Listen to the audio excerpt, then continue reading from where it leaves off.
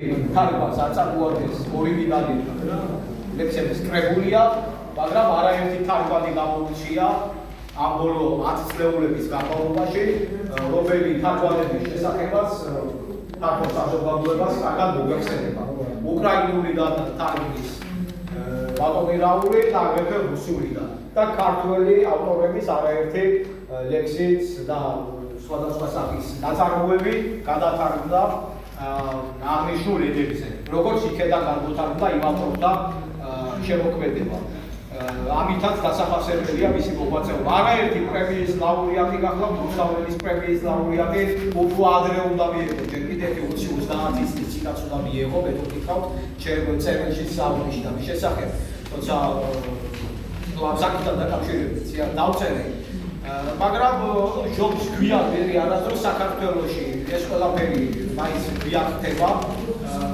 არ უნდა ველოდოთ იმას, რომ 30-50 წლის ასაკში ადამიანი თავისი მოღვაწეობის შესაძლებლობისას იქნება დაფასებული. მაინც ეს ისტორიული ნიადაგი მოუდგამს ახლა ნეგატიური სახით, თუმცა რაუშილა ჯავას კუთვნილი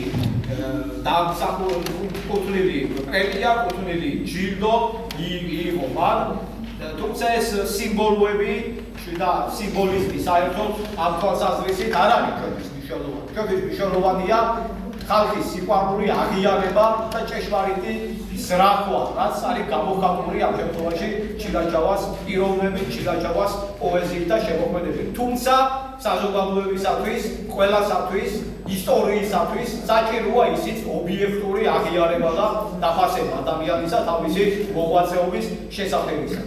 და აქვე ერთი წმინდა აღვნიშნო, მე თუ მკითხავთ დღევანდელ რეალობაში, არც ერთი ადამიანი, არც ერთი ხელოვანი პოეტი საქართველოში არ არის იმ მოღვაწეობით სიმაღლეზე, რომელმაც შეიძლება ნობელის პრემია მიიღოს, გარდა რაულ ჩილაჯავასა და ნობელის პრემია თუ ვინმე შეიძლება დღეს ობიექტურად რომ ვილაპარაკოთ და ყოველგვარი მიკერძოებულობისა და ფამილიარობის გარეშე რომ ვისაუბროთ ამ საკითხზე, თუ ვინმე შეიძლება დღეს თუ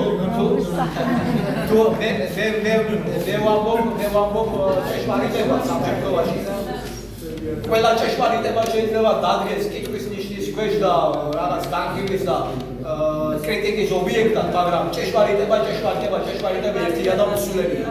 როგორც ამ შემთხვევაში ჩემი სიტყვები ბატონო რაო და რატო ვამბობ, აბა თუ ვინმე შეიძლება დღეს ნობელის პრემიის თქვა ნომინანტად იყოს წარმოდგენილი და ობიექტური შანსი ჰქონდეს გამარჯვებისა, გახლავთ რაულ ჩილაჯავა.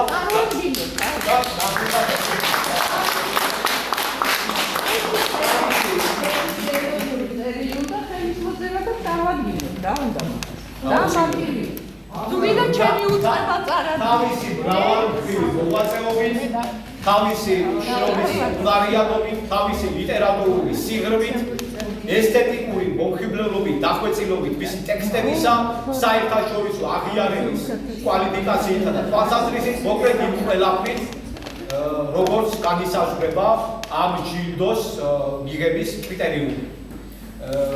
იმასაც ვიტყვით, რომ ყველაფერი სიმბოლური, ისიც სიმბოლურია, ესეც და ყველაფერი. ახლა ასე რომ მიუდგეთ, ისეთ დიდ მწერლებს და პოეტებს არ ქონიათ ეს ჯილდო, ადამიანმა რომც არ მიიღოს, ამაზეც დიდად არ შეიძლება დაცნეს გული, მაგრამ რაც არის ობიექტური და აღინიშნოს საქართველოში ქართველ ავტორს ჯერ არ მიუღია ნობელის პრემია.